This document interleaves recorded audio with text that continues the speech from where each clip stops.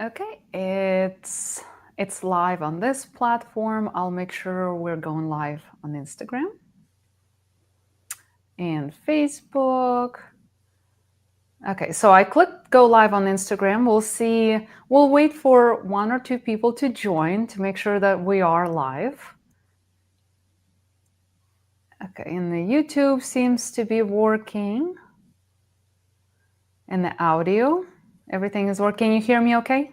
I can hear you. Can you hear me? Okay, yeah. Okay, we have 4 people joined so far, so that means we are live and the technology is on our side today. So let's get going with this incredible podcast. Now, guys, welcome back to Hashimoto's Nutrition RX show. Today's guest is someone I'm so excited for you to meet, Dr. Melissa McCreery. So Dr. Melissa McCreery is a psychologist, emotional eating expert, author, and the creator of Your Missing Piece, a program that helps smart, busy women break the exhausting cycle of overeating and finally find peace with food. She's also the host of Too Much on Her Plate podcast, and her work has been featured in places like the Wall Street Journal, CNN Health, Good Housekeeping, and Women's Health. Dr. McCreery, welcome. I am so glad to be here. Thank you for having me, Natalia. Yes, I'm so, what I love about your approach is that it's not just about more willpower, restrictions, or rules. It's about uncovering what's actually driving your cravings and, I guess, creating a new relationship with food. Guys, if you have been navigating fatigue, hormonal shifts, and this roller coasters with Hashimoto's, right? I think you're going to feel incredibly seen in this conversation. Now, Dr. McCreery, before we dive in, I would love for listeners to hear a bit about your journey. What led you into this work of helping women break free from emotional eating? There are about 4 different versions of that story I could tell you because there's so many layers to that at this point. But I think the key words that you used there are breaking free. Mm-hmm. So I am a woman who, like just about every other woman on the planet, has had their own struggles with food and with weight and with eating and with the relationship with food and all that kind of stuff. And I healed that decades ago. Found a relationship with food that felt freeing and felt peaceful and was mine. And I thought I was kind of done with all of this stuff. It was not, I often say, I used to bite my nails when I was a little girl, and then I stopped. And I don't wake up in the middle of the night worrying that tomorrow I might bite my nails. Right? Mm-hmm. I don't worry that will come back. I don't have a habit checklist of don't bite my nails today. I just don't bite my nails anymore. And my relationship with food and overeating and emotional eating was that peaceful. Mm-hmm. And then I became a psychologist.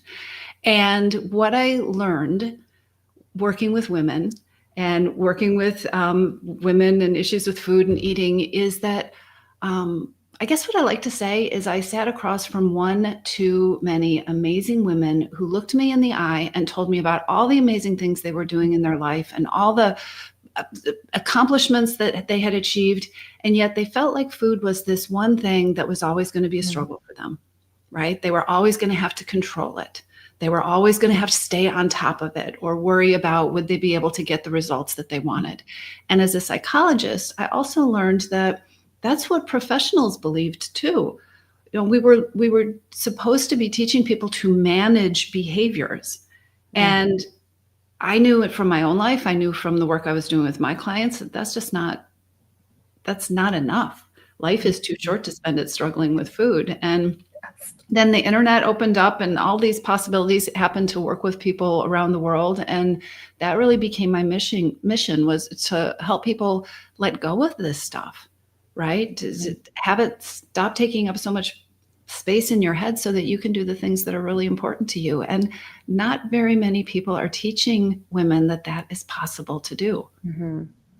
Yes, and I really appreciate your sharing your story. And I also appreciate that you had a personal connection to what you're doing right now, because I think when we say we've been there, done that, it makes us a better clinician or practitioner. It makes us better in helping people, right? So you mentioned something. Let's talk about the smart, capable women struggling with foods, because I see so many women with Hashimoto's who are incredibly successful in their careers and families, yet food feels like this one thing they cannot get a handle on. With the fatigue, brain fog, and these hormonal fluctuations that comes with Hashimoto's, it can feel like their willpower just gone, disappeared. So Mm-hmm. I know you work with a lot of high achieving women too. And I'm just curious, why do you think so many smart, capable women feel completely in control in other areas of life, yet food feels like that one thing that they cannot master? Well, a couple of different reasons. One is that we live in a world that teaches us to use food for everything, right? Mhm. And food is one of the few things that touches all of our senses. It really can provide all sorts of different experiences for us. So, food is a lovely thing. It is something, if you're somebody who's a busy overachiever, who's a people pleaser, it's something that you can kind of stick in the cracks of your life without slowing down and without saying no to anybody else, right? It's Mhm. incredibly convenient. But I think the other reason that so many smart women get caught in these never ending cycles with food is that we get taught the completely wrong approach.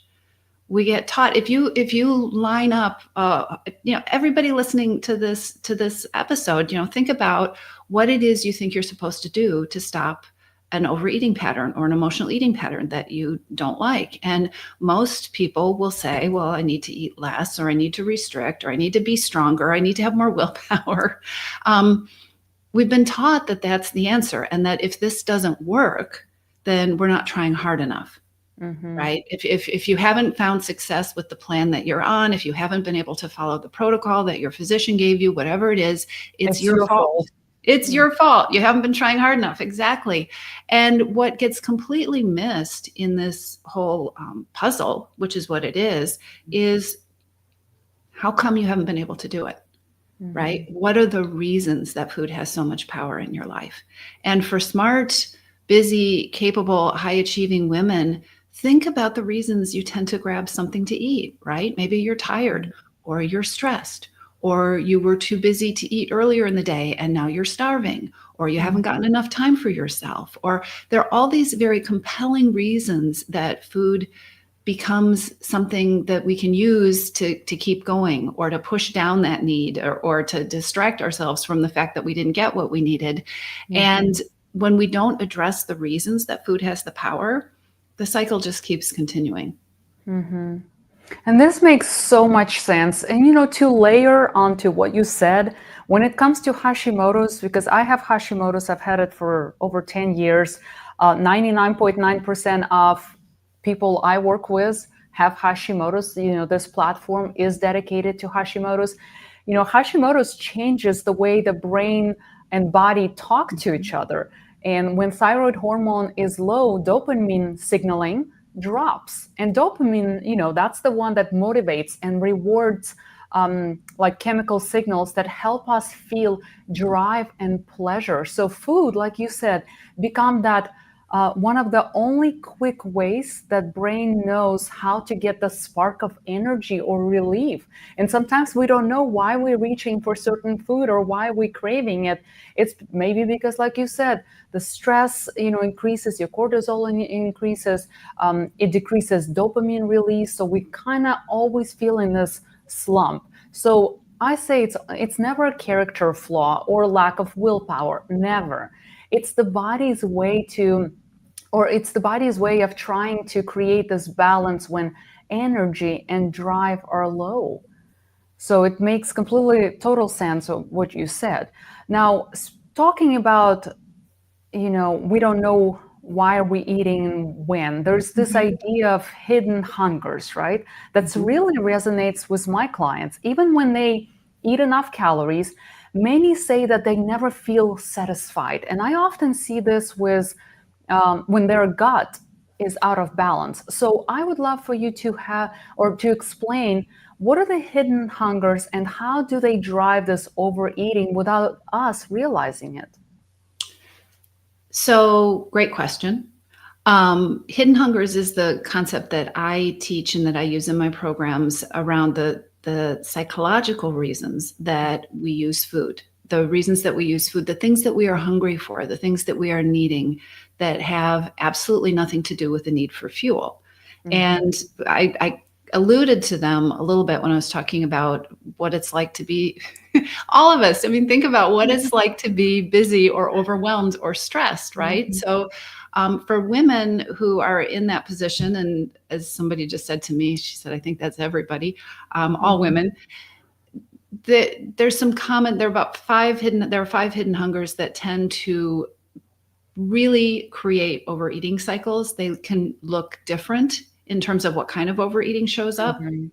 But they also tend to exacerbate each other. They piggyback on each other. So the things that trigger hidden hungers: stress, strong emotions, being exhausted, being too busy, not getting enough of what you need, not getting enough self-care and me time. And then the one that sneaks in there that a lot of people either forget about or they minimize the importance of is being too hard on yourself, right? Expecting too much of yourself, pushing yourself, not giving yourself space to have your feelings. So those kind of things trigger when we're not taking care of those things in a way that really meets our needs. You end up with a hidden hunger for stress relief. You end up with a hidden hunger for rest, right? Or self-care and me time, or self-compassion and kindness. And whether you're comfort eating or mindless eating or eating for energy, we can start to pinpoint what this specific hidden hungers are that are underlying the overeating that's happening. And what I have done is I've created a free quiz, which you can go to my website and take, which helps you identify what the primary hidden hunger is. Because what happens for a lot of people, and if people are listening and this is resonating for them, feel free to leave a comment. But what happens for a lot of people is they start hearing about hidden hungers and they think, well, I have all of them. You know, this isn't helpful. This is just more stress. This is just more overwhelming of, yes, I'm exhausted and I'm too busy and I don't get enough time for myself. And so what I did was I created a quiz where you could go and you could figure out, okay, yes, all of these things work together, but here's the place to start. Here's the primary hidden hunger. And also here are some simple, very doable things that you can start to do to change the cycle. Because that's the other reason that women overeat, is that you get so busy or stressed or overwhelmed, or you have all these strong feelings or all of the above, and it doesn't feel like you have any more bandwidth. Right? Then you throw in an autoimmune disorder, you've got Hashimoto's, you've got your hypothyroid, you're exhausted, you've got that going on. You don't need one more hard thing to do, right? It's so much easier to just collapse and grab a bowl of ice cream or put your hand in the bag of chips, and we got to understand and have some self-compassion for why that happens. So there are little tiny things that you can do to start to make a difference. Absolutely. I completely agree with you. I see this constantly. When women may be eating enough in terms of calories, but if digestion is impaired, like with Hashimoto's, low stomach acid, gut inflammation, gut dysbiosis, the body cannot actually access or absorb the nutrients. So the brain gets stuck in this seeking mode. It keeps asking for more food, hoping to get those missing building blocks. And for someone with Hashimoto's, this can be intensified by nutrient deficiencies like iron, zinc, selenium, B vitamins, which are very, very common and make cravings feel more relentless. And the fact that you brought up, the hidden hungers, I love this concept. I love that you created this concept because, like you said, it's so overwhelming to know why you're overeating. But if you can start pinpointing down, like taking the quiz to figure out what's at least like point me in the right direction, like guide me. I think that's all we need. We just need a little bit of guidance and understanding that these are all hormonal shift. This is dopamine. This is our ghrelin, hunger hormone. This is cortisol, stress hormone.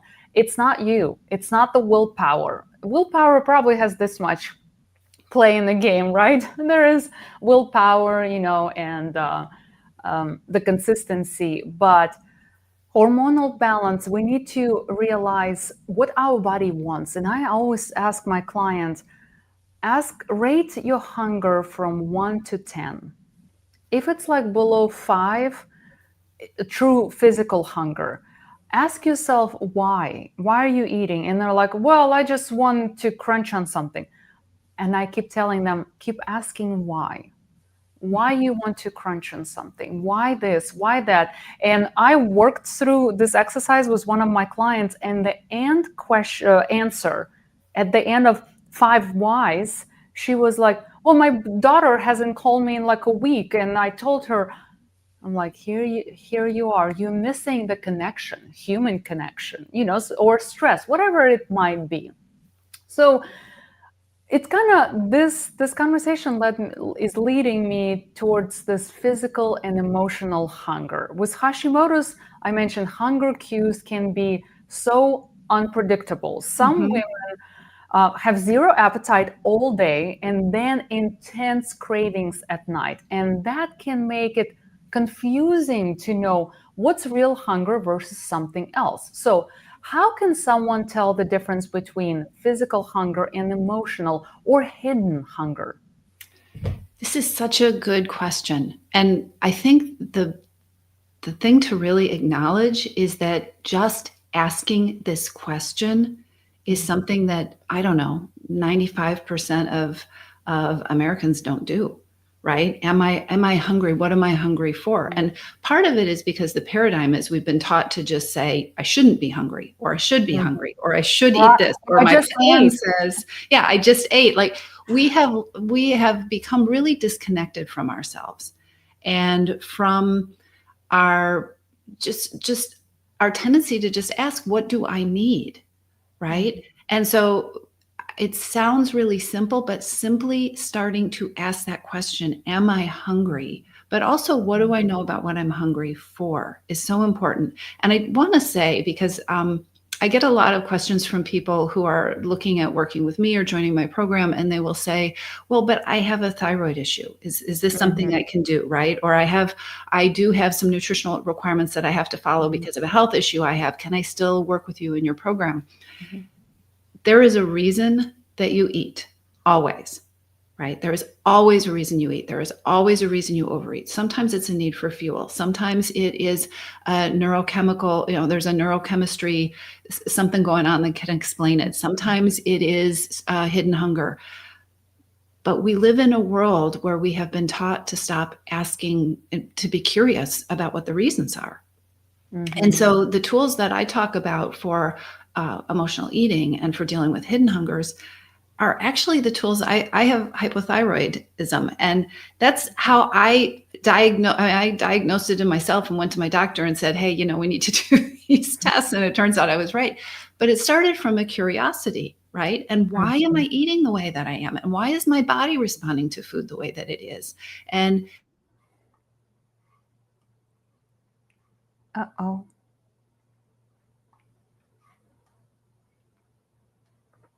I think we lost the connection for a little bit. Hello.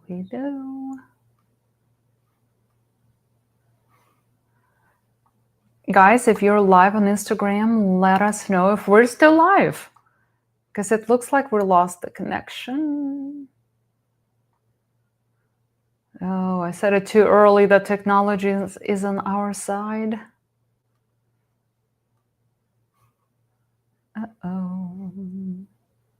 Uh-oh, Spaghetti-O. We may need to reconnect. Hello. Am I here again? Yes, you just came back. Welcome back. I'm so sorry. They've been working on my internet in the neighborhood. It was out earlier today, and then all of a sudden my screen just went blank. But I'm here now, right? Well, we thought you just left us, so we're all starting having fun. I asked Instagram people, they said that we're still alive, so that's a good thing. I said, gosh, I said it too early that technology is on our side, and here we are. Well, luckily it was just a blip. Hopefully I won't disappear again. Yeah. So it Remind me looks like what, we're still alive. yeah, where were we? We were talking about how this world is, we forget to ask why and connect with our body. Yeah. Yeah. And so that's a huge part of knowing what we're hungry for, right? And knowing you're the only person who's lived inside your body your whole entire life. Mhm. And so you've absorbed all this wisdom from all these other experts, but getting the kind of results that you want, getting freedom from overeating, tackling what your body needs for its health is only going to come when you take that wisdom and filter it through your own wisdom and your own knowledge of your body. And so the way I don't think there's an easy answer, a quick answer anyway, to say what's the difference between the two hungers. But I think instead of telling yourself what you should need, beginning to be more curious and ask yourself, okay, what do I know about what's going on inside me? Right? What am I feeling inside my body? And as I'm sure you see all the time, Natalia, in your practice, a lot of women don't know anymore if they're hungry or not. We've become so disconnected from that for lots of different reasons, whether it's a health issue or being on the diet treadmill for so long, that it's just to start asking, what do I know about what's going on inside my body? What am I feeling right now? Right?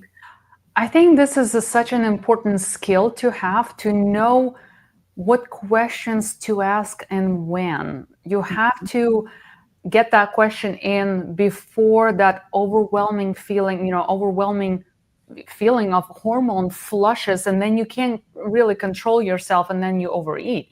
So you have to start listening to your body and picking up on those cues that something is brewing there, something is going to come up, and ask the right questions. And like you said, yes, we know our bodies the best. We know a lot about foods. We work with women who are high achieving, busy, they're running families.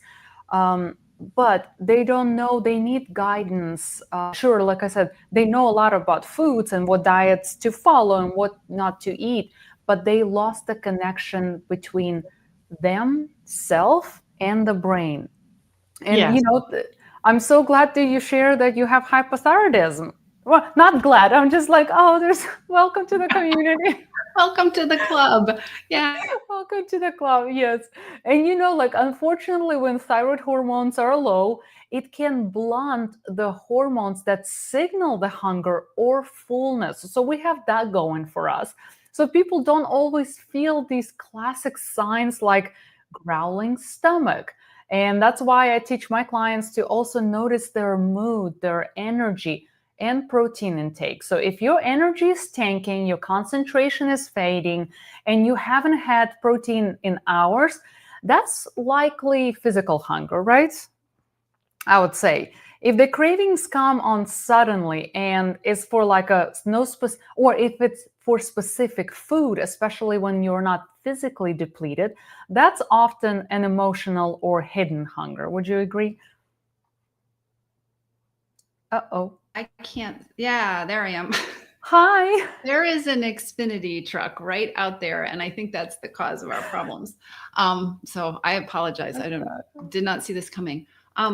Yes, and I want to go back. Can I say one thing about because you were talking about needing to ask the questions before, right? Before the hormones get so intense. And yes, that's really helpful. But I also want to say to people that none of us are perfect.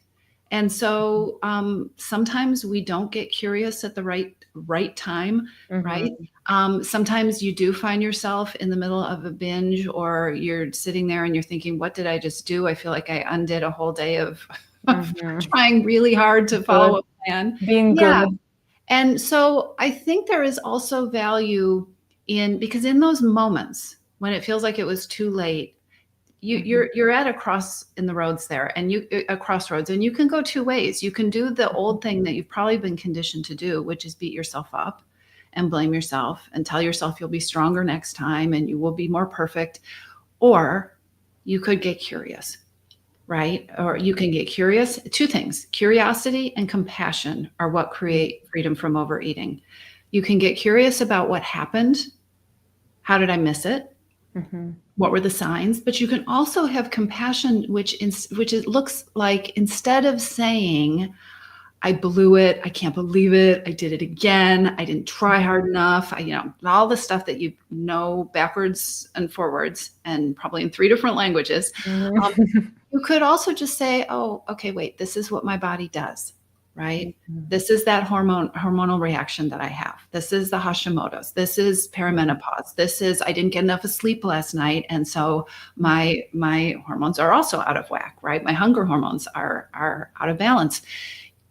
The more we get clear on the reasons, the more it's easier to have compassion for yourself, and the easier it is to get somewhere in terms of creating solutions and creating a relationship with food that works for you. Did I say that in a way that makes sense?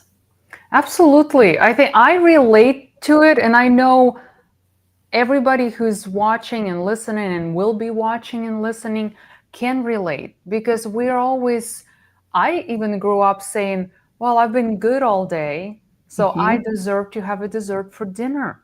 We gotta stop this connection to being good if you're on a diet or restriction, and being bad if you have a dessert for dinner. As soon as you go away from these labels and recognize exactly what's happening, it's okay to have dessert for lunch and not dinner. It's okay to have dessert for lunch and dinner. It's not that you are bad all day long. It's what are you craving, and when you, like you said, when you learn to recognize the hidden hungers. Why are you eating dessert for lunch? And then why are you wanting it for dinner? Sure, it may be because of the holiday, but normally we shouldn't be, enjoying such high calorie dense foods all the time. These are treats. So why are you treating yourself all the time? What's there missing, right? Is there a family member? Are you missing a hug? Are you missing a phone call? Are you missing a self-care, right? Just maybe you need to just get out and read a book or something, just, zone out. So looking for those stressors, I think it's so important, and not blaming yourself, because so many of my clients blame themselves for lacking this willpower, right? But they're often in this biological energy deficit because of low thyroid hormone, high stress, whatever, you mentioned them. And it makes me wonder, like, why does the willpower actually work long term when it comes to food? Like, why it doesn't work long term when it comes to food? Yeah. Well, first of all, who wants to live a life based on willpower? It's no fun, right? Second, willpower always fails. There's always, we have a capacity. We have a limited amount of willpower. And think about the times you overeat. When you tend to overeat is when you're probably already out of bandwidth. You've used up your willpower. So it's a faulty fallback plan. And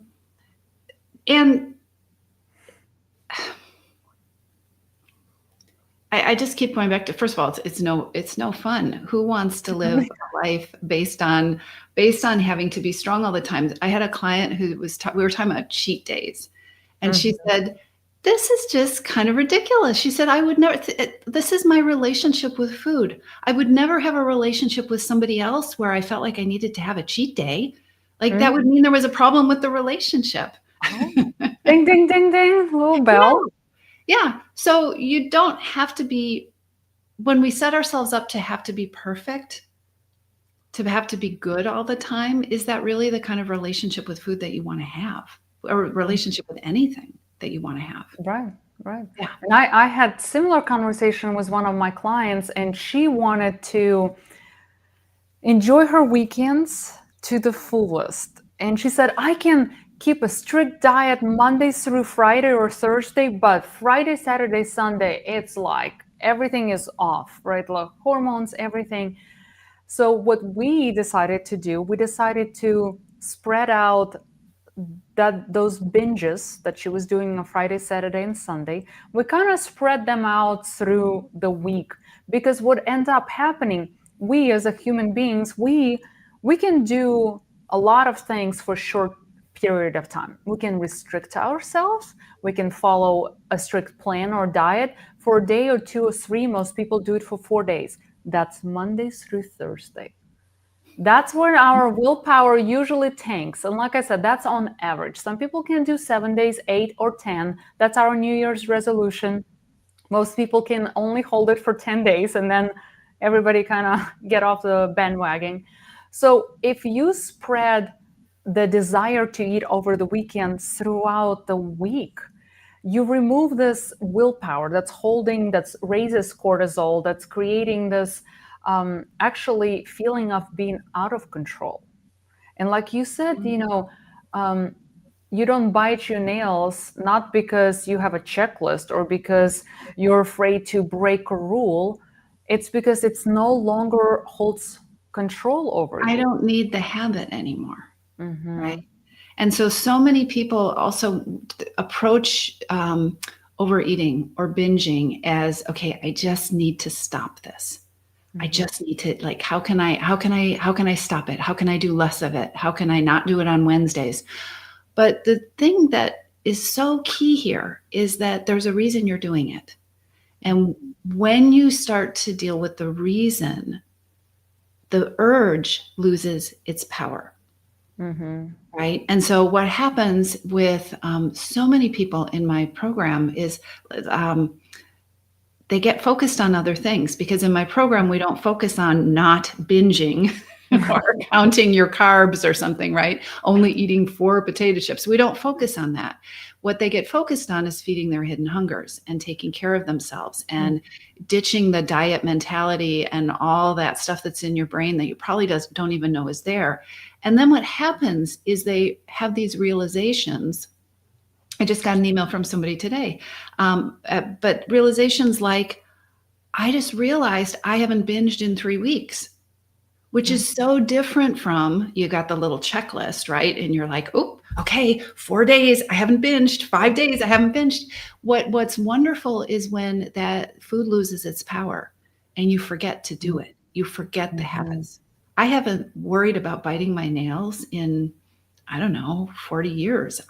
It's not a part of who I am, which is exactly how my relationship with food is. I don't worry. I don't wake up and worry, oh, how did I do yesterday? Am I going to be good today? You can get to that point, but you don't get there by willpower, which is so important. The path that you take to achieve a goal is what it feels like when you get to the goal. And so when you can deal with the underlying causes, you end up in this beautiful place and you achieve your goal. And it feels normal. It doesn't feel like you're working on something. Exactly. And, as a clinical registered dietitian, we always work on improving not just relationship with food, but food choices. And I was talking to one of the clients, and she's like, well, do I have to? I'm always craving these candies. So we substituted them to some extent with fruits. And, then she started eating more salad. And she's like, well, do I have to be on this diet?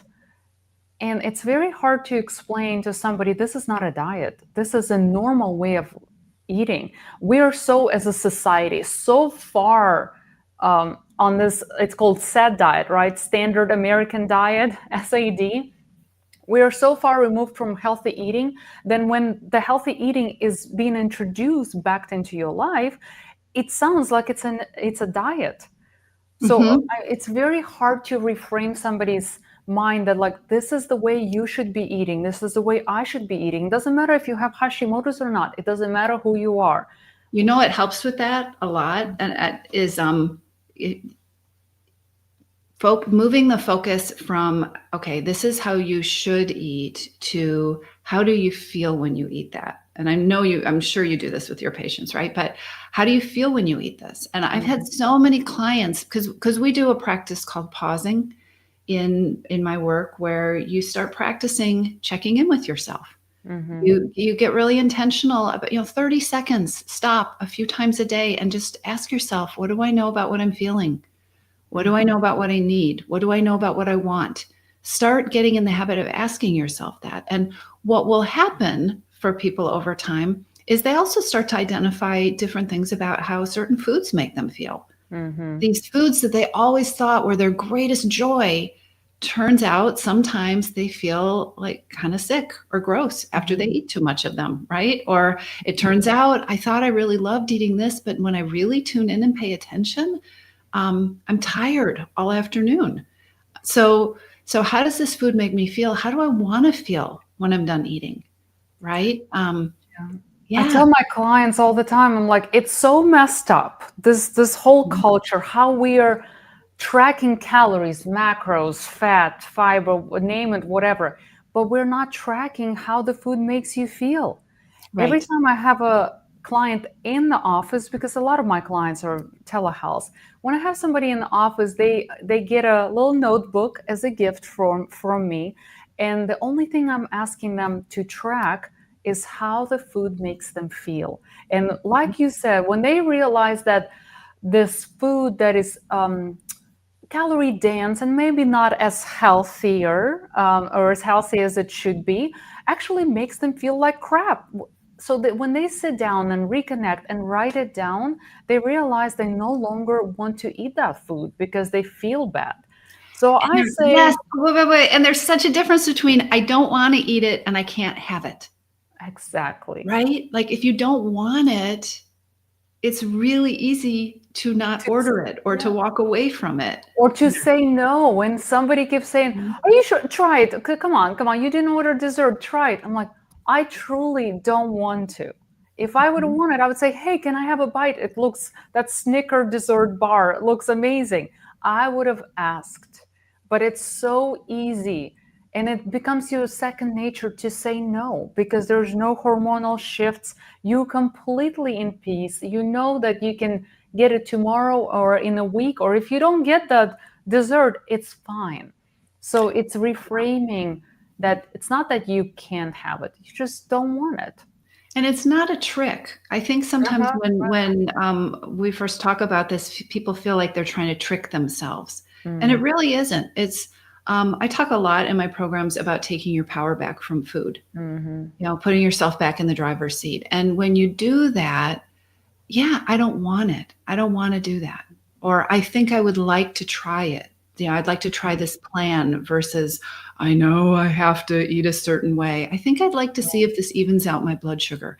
There's such a different feeling that comes with that. And I'm so glad we're having this conversation because I know we're talking about emotional eating, but I also think what we're talking about is psychology, and the psychology of change gets left out of the conversation so Mhm. often with physical issues. But if we don't consider the psychology, you really are so much of the time trying to push a boulder uphill by being strong and having enough willpower, and you're going to end up feeling deprived.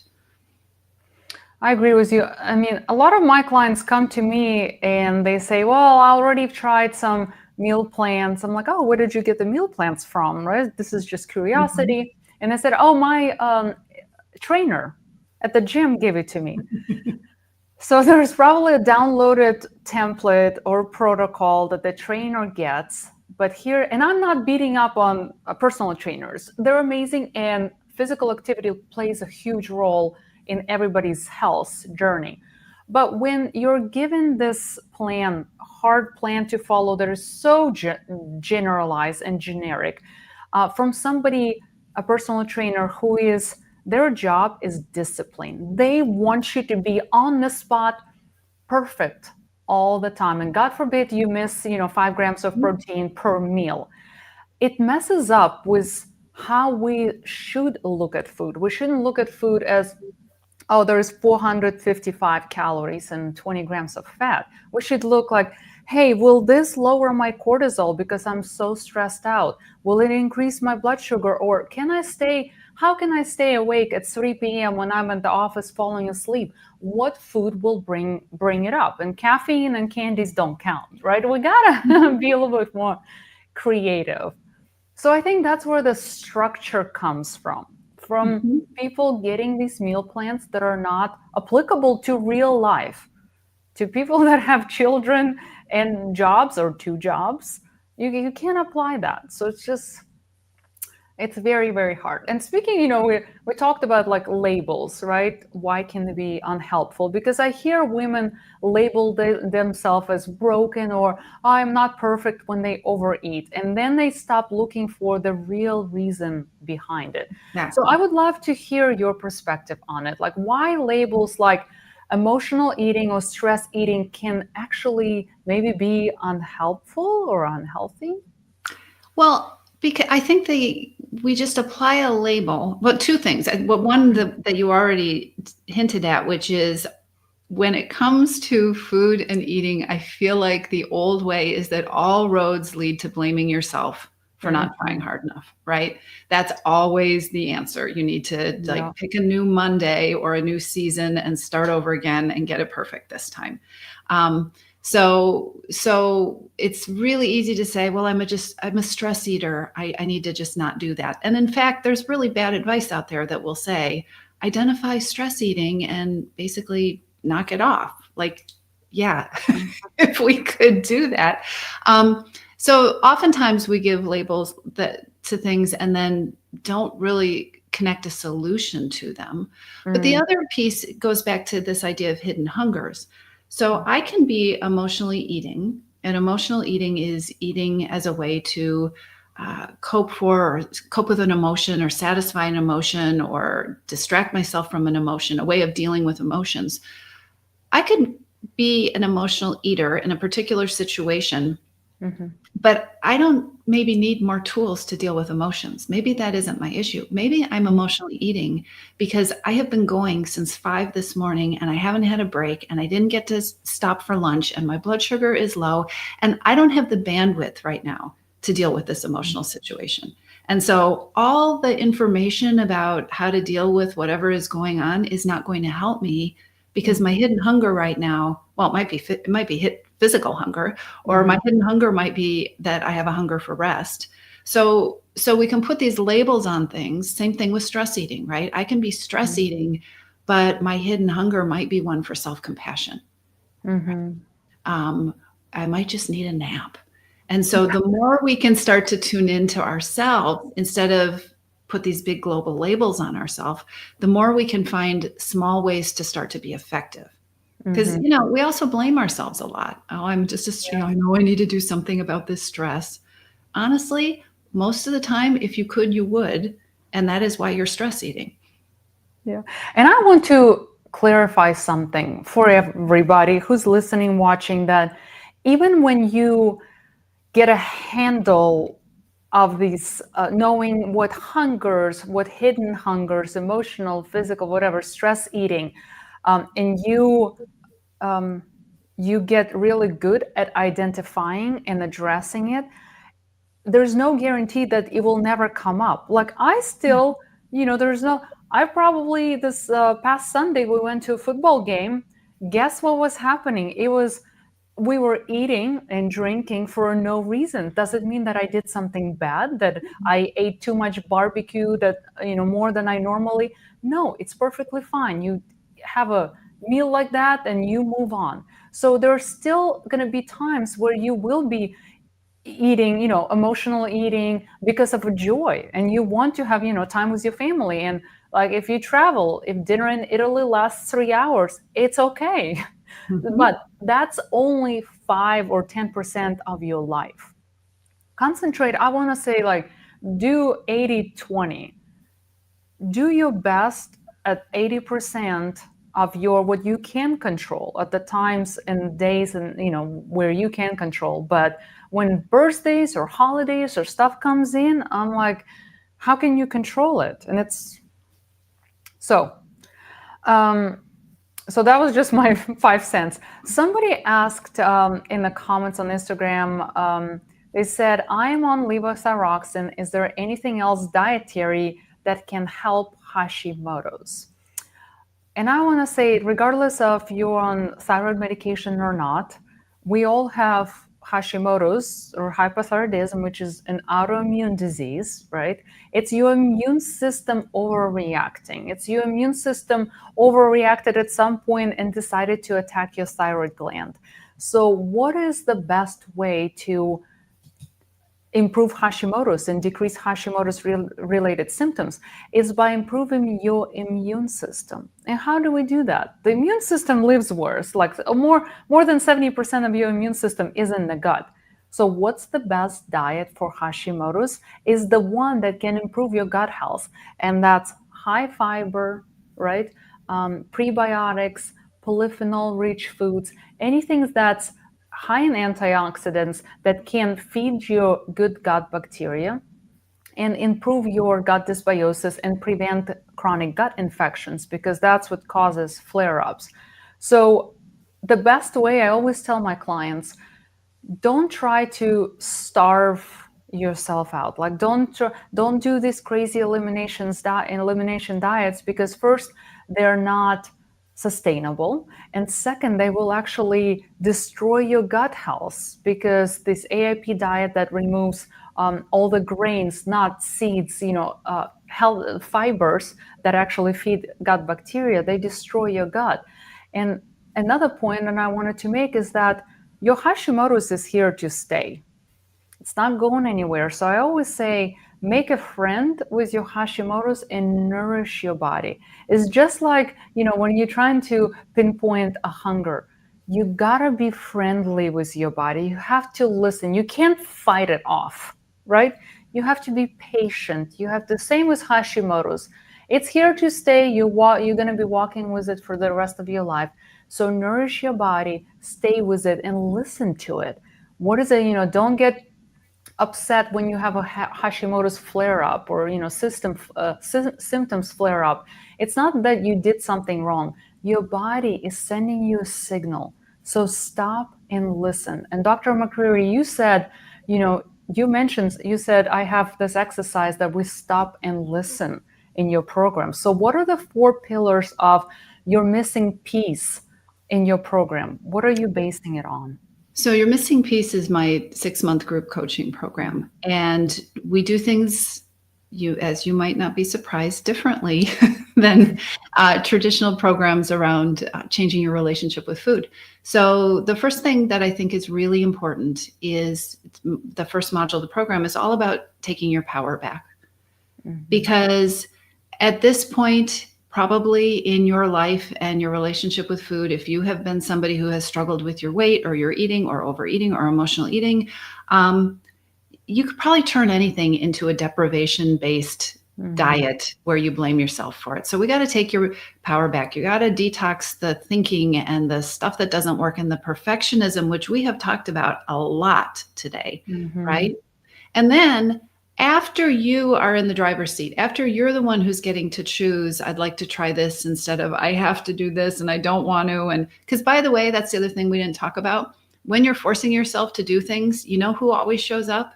Your little inner rebel who is going to sabotage you every single time. So we get you in the place where you've taken your power back. That is when it's like, okay, diets don't work. What is the kind of eating that's going to work for me? And as I said earlier, you can take all the wisdom and expertise in the world, but it has to flow through the filter of your body and your specific needs. There is not one way of eating that works for everybody. And so figuring out, how do I ditch all the diet talk and the diet thinking? And then how do I start to play with food to come up with my recipe for what works with me? The third thing that is really essential is becoming the CEO of your time and your energy, right? Taking back your power with your time, your energy, your calendar, learning how to say no, learning how to say yes, answering that question, what do I really want? A lot of women don't know how to answer that question. So playing with that. And then the 4th pillar of my program is about, I call it forever freedom. It's looking at why stuff hasn't worked in the past for you and putting things in place in a way that they are sustainable. They fit with your life. They fit with your schedule. If you travel for work, you have a plan for that. It doesn't require you to be perfect. It doesn't require you to feel deprived. It doesn't require you to get too hungry, right? Or give up the kind of foods that you love and only eat boiled skinless chicken breasts for the rest of your life. Right? Yeah. So those are the pieces that I think really all of us need to have a peaceful relationship with food and to eat in a way that's really going to serve us And to pay also to attention to what's going on physically in our bodies and be tuned into our health. I love those 4 pillars that you mentioned. It sounds like it's a very holistic approach that sets up the foundation for the rest of your life. You're not giving people a new diet, a new plan, a structure to follow. You're teaching basic things that will help them manage their own health in their own way, apply it to their own life for the rest of their life. Yeah. So I absolutely love that. Now, let's talk about first steps somebody can take when they feel stuck, because so many people, or just women with Hashimoto's, feel like they have no energy left to fix anything, right? So if Mhm. someone's feeling completely stuck, what is the very first step you would want them to take? I would tell you to go to my website and take the free Hidden Hungers quiz. You're going to take the quiz. It is like 30 some yes or no questions, or true or false questions. You're going to get your result. You're going to get one primary place to start, and then you're going to get some free resources and simple action steps. Try this. And I will tell you, because we are complicated, high achieving people, your brain will say, oh, that isn't enough. I should do more. I need to, I need to do all these things. Trust the process. Try the simple step. Let it be easy, and see what happens. And the other thing I would tell people to do is start practicing doing these little pauses. Ask yourself a couple times a day. You do not have to link this with food. You can if you want to, but ask yourself, what do I know about what I'm feeling right now? What am I feeling? What do I know about what I need right now? What do I know about what I want right now? And don't worry if you don't know the answer right away. Just start getting your brain used to asking those questions and tuning into yourself. It may have been weeks since you've done that, or maybe even longer. Years, Yeah, years. probably. May feel like forever. Yeah. Yes. I love that you said make it easy. Make it easy, because that's where compliance comes in. If Mhm. you sign up for this, 100-step process to become whatever, it doesn't matter what your goal in life, including, improving relationship with food. If it's too complicated and if it's not science-based, you're not going to do it. You're going to waste your money. And more importantly, you're going to waste your time. And even more importantly, you're going to feel like a failure again, because, oh my God, I probably didn't do something right again. You know. Yep. So I love that you said make it easy. Now, Dr. McCreery, thank you so much for sharing your heart and your expertise today. I know this conversation is going to resonate with so many women who feel stuck in the cycle of emotional overeating. And guys, if you're listening right now and realizing that what you have been doing, calling a willpower problem, might actually be your body asking for support. So please know that there is nothing broken about you. And when we nourish our bodies, balance our hormones, and start listening to what we truly need, the food stops feeling like a battle. And we talked about it, right? Take the power back, be in control. And so I will link all the ways you can connect with Dr. McCreery in the show notes, and explore her Your Missing Piece program in the show notes. And if you're ready to dig into your own root causes and learn how to eat in a way that supports your thyroid, your gut, and your energy, you can always connect with me through website or Instagram. And I hope you found resources that Dr. McCreery shared with you today very helpful. Please like and share the episodes, leave us comments. We'll come back and we'll answer them.